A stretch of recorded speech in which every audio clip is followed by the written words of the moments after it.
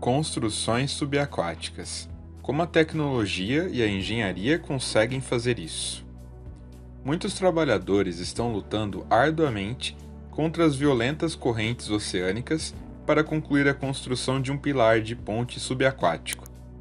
Você consegue identificar um erro cometido pelo engenheiro-chefe de construção aqui? Esse erro resultará em uma catástrofe. Bem-vindo à tarefa mais desafiadora da engenharia civil, a construção subaquática.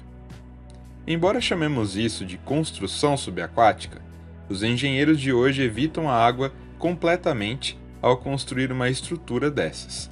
Para remover a água da área de construção, você deve primeiro construir uma represa temporária chamada de cofferdam.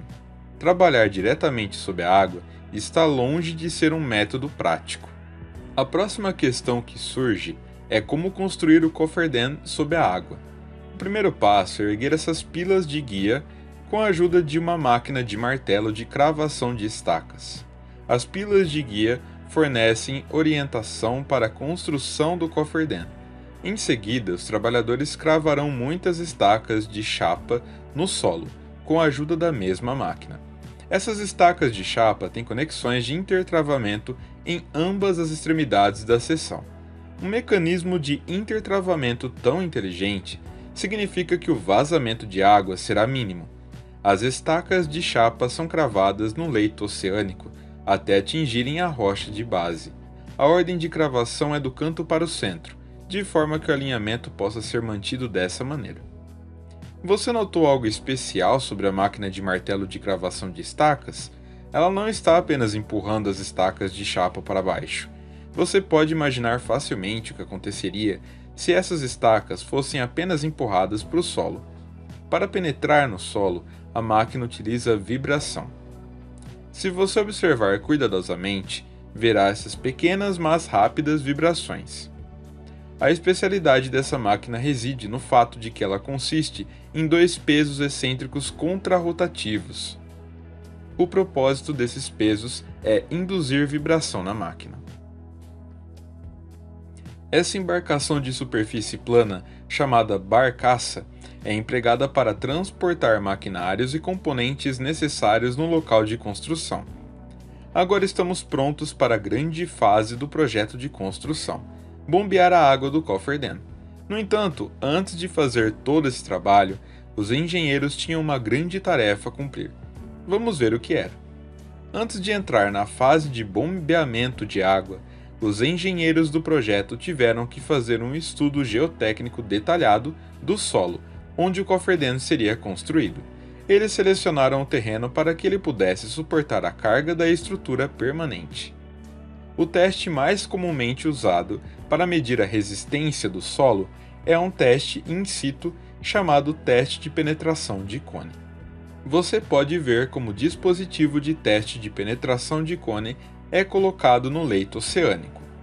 A ponta cônica do dispositivo penetra no solo e os sensores enviam de volta valores de fricção e resistência do solo. Eles continuarão a penetração até o ponto em que atingirem a rocha de base. Você pode ver o salto repentino no valor da resistência uma vez que a rocha de base é atingida.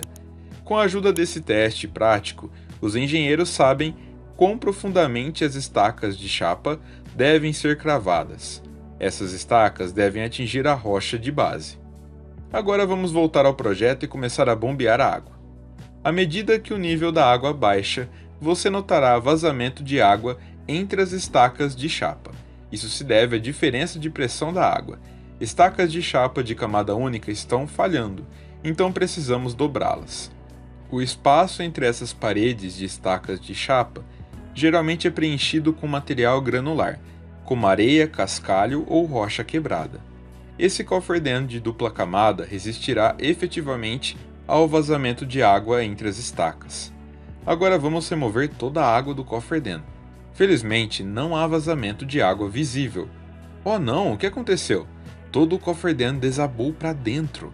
Anteriormente, quando a água estava presente em ambos os lados, a força atuando no cofferdam devido à pressão da água estava sendo cancelada. Você pode facilmente entender a razão para isso.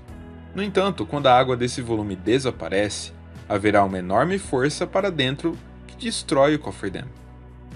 O colapso interno das estacas de chapa pode ser evitado erguendo uma estrutura de reforço ao lado das estacas. O sistema de estrutura de reforço é composto por componentes como travessas, escoras e suportes. A conexão entre essas travessas e escoras é parafusada conforme ilustrado aqui. Esses membros horizontais, chamados de escoras, fornecem suporte lateral que pode resistir ao movimento para dentro das paredes do coferdam. O coferdam está super forte agora e atingiu a rocha de base. Vamos secar a água agora. Você pode prever o que acontecerá agora? Aqui eu fiz um coferdam pequeno, mas fofo, né?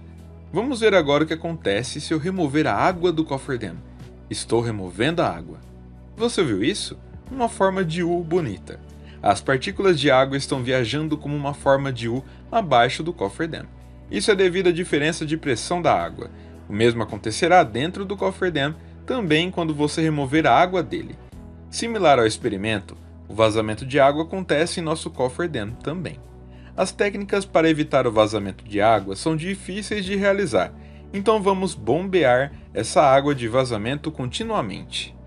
Se o solo acima da camada dura for removido e a concretagem for feita na camada dura, nosso projeto subaquático está metade concluído. Isso é chamado de técnica de curso de vedação de concreto. O curso de vedação de concreto também atuará com uma base forte, evitando qualquer vazamento de água. Vamos ver como isso é feito. A remoção do solo do coferdam é geralmente feita usando baldes de garra. Esses baldes são operados por um escavador. A operação do balde de garra não parece bem legal? Você sabe o próximo estágio, curso de vedação de concreto. Para garantir que o curso de vedação de concreto seja fortemente ligado à rocha de base, precisamos de algumas estacas que penetrem na rocha de base. A máquina de martelo vibratório ajuda novamente, empurrando alguns tubos de aço ocos na rocha de base. A rocha dura dentro desse cilindro é removida com a ajuda de uma máquina de perfuração. Agora é hora de colocar barras de reforço na cavidade e derramar concreto.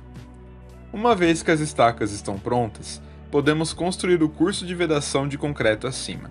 Como há sempre água de vazamento presente nessa base, a concretagem do curso de vedação é realizada usando o método de tremonha. Isso inclui um balde de tremonha e um tubo segmentado longo. Um cimento especializado com alta trabalhabilidade é usado para concretar o chão. Um plug grosso é instalado na parte inferior do tubo de tremonha para evitar que a água entre no tubo. Depois de um tempo, esse tubo é levantado com um solavanco, fazendo o concreto derramar e o plug inferior ser removido. Durante esse processo, a extremidade de descarga do tubo de tremonha é continuamente mantida submersa no concreto para que o concreto que está sendo derramado tenha menos probabilidade de se misturar com a água de vazamento ao redor. Agora que esse processo está pronto, é hora de enfrentar o restante do trabalho de construção. O vazamento de água é eficientemente bloqueado por essa estrutura. Os trabalhadores montam um esqueleto de barras de reforço de alta qualidade para construir a base do pilar da ponte. Como a estrutura do pilar da ponte vai permanecer na água, os engenheiros garantem que os materiais a serem usados na construção sejam da melhor qualidade. Eles devem suportar com sucesso a pressão da água, bem como a carga da ponte. À medida que o esqueleto do pilar da ponte continua a progredir, são feitos arranjos para derramar concreto na estrutura. Uma vez que o concreto é completamente derramado no esqueleto, essa estrutura é mantida sem perturbações para ganhar força. Normalmente, um pilar de ponte leva de 14 a 28 dias para ganhar força completa. Uma vez que o pilar da ponte ganha força suficiente, o coferdam não é mais útil e é uma chateação, então os engenheiros o removem. No entanto, remover o coferdam abaixo do nível do curso de vedação de concreto pode afetar a resistência de toda a estrutura. Como resultado, os engenheiros cortam as estacas de chapa nesse nível. Aqui está. Esse forte pilar de ponte está pronto para suportar uma ponte pesada. Espero que você tenha gostado do vídeo sobre a tecnologia de construção subaquática usando coferdams. Obrigado, cuide-se, tchau, tchau.